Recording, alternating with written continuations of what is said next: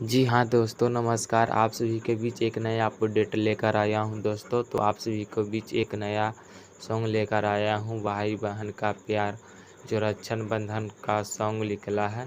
तो आप सभी के बीच कल रिलीज होने वाला है सती फिल्म्स पे 6:30 में रिलीज होने वाला है दोस्तों। तो आप सभी को ये गाना का एल्बम बता देता हूँ, बहनी के कबो ना भूलैहा।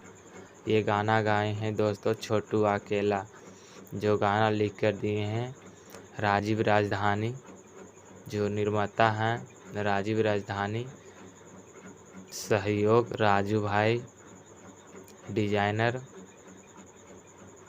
रितेश GFX। आप सभी के बीच ये सॉन्ग आप सभी के बीच कल सुनने को देखने को मिलेगा दोस्तों।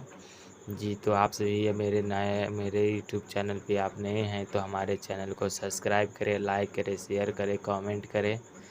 जी दोस्तों, तो आपको इस वीडियो में मेरे से कोई भी गलती हो तो क्षमा कर दीजिएगा दोस्तों, क्योंकि मैं अभी नए ही बंदा जो वीडियो भी बना रहा हूं दोस्तों। तो आप सभी को से रिक्वेस्ट है कि मेरे से भी कोई भी गलती हो जाती है दोस्तों, तो आप सभी लोग हमें क्षमा कीजिएगा दोस्तों।